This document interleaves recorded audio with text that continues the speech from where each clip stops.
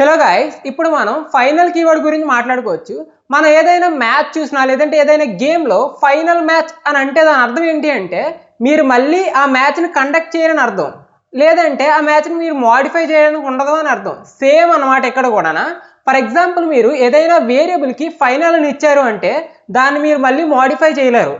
ఒకవేళ మీరు ఏదైనా మెథడ్కి ఫైనల్ అని ఇచ్చారు అంటే ఓవర్ రైడ్ చేయలేరని అర్థం. ఓకే, ఓవర్లోడ్ చేసుకోవచ్చు బట్ ఓవర్ రైడ్ చేయలేం. ఓకే, అండ్ ఏదైనా ఒక క్లాస్కి మీరు ఫైనల్ అని ఇచ్చారు అంటే దాన్ని ఎక్స్టెండ్ చేసుకోలేము అనమాట. సో దీన్ని మనం ప్రాక్టికల్గా చేద్దాం, మీకు క్లారిటీ వస్తుంది. సో ముందైతే నేను ఫైనల్ కీవర్డ్ అని ఒక క్లాస్ క్రియేట్ చేస్తున్నాను. So main method finish. నేను ఇప్పుడు ఒక వేరియబుల్ డిఫైన్ చేస్తున్నాను. Name is equal to Durga అని పెట్టాను. ఓకే, సో ఇప్పుడు నేను ఇంకొక కన్స్ట్రక్టర్ కూడా రాస్తున్నాను దీనికే. ఎందుకు అంటే డేటాను మాడిఫై చేద్దాం అనుకుంటున్నాను.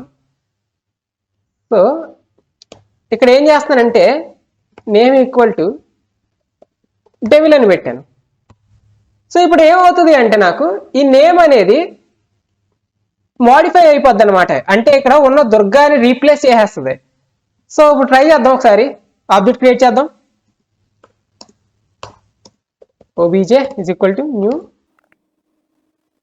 final keyword. Okay, so system dot out dot println obj dot name అంటున్నాను. సో ఇప్పుడు చూడండి, మీకు రన్ చేస్తే డెవిల్ అని వచ్చింది. సో దీని అర్థం ఏంటి అంటే ఇది మాడిఫై అయిపోతుంది, నేమ్ అనేది ఇది చేంజ్ చేసేస్తుంది. ఇప్పుడు మనం దీనికి ఫైనల్ ఇచ్చొద్దాం. సో ఇక్కడ ఫైనల్ ఇవ్వగానే మీకు ఒక ఎర్రర్ త్రో చేస్తుంది చూడండి. Final field cannot be modified అంటుంది, అంటే కెనాట్ బి రీఅసైన్డ్ అనమాట. ఇది మనం అసైన్ చేయలేం, ఒకసారి కానీ ఇచ్చామంటే మళ్ళీ దాన్ని మోడిఫై చేయడం కుదరదు. సో ఇది దాని యొక్క ఉద్దేశం అనమాట. అండ్ ఇప్పుడు మనం ఒక క్లాస్ క్రియేట్ చేద్దాం. క్లాస్ హెలో అనుకుంటున్నాను. సో ఇక్కడ నేను ఏమంటున్నానంటే ఒక మెథడ్ రాస్తున్నాను,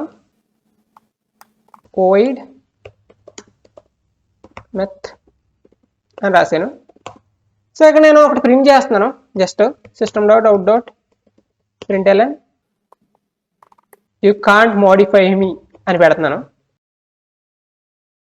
సో ఇది తీసేస్తున్నాను ప్రెజెంట్. ఓకే, ఏం చేద్దామంటే సేమ్ మెథడ్ని ఇక్కడ పెట్టి ఓవర్ రైడ్ చేయడానికి ట్రై చేద్దాం. ఇక్కడ కూడా క్లియర్ చేస్తున్నాను. ఓకే, ఓవర్ రైడ్ రాశాను, యూ కెన్ మోడిఫై అని పెట్టాను. సో ఇక్కడ ఏం చేద్దాం, మెథడ్ని కాల్ చేద్దాం.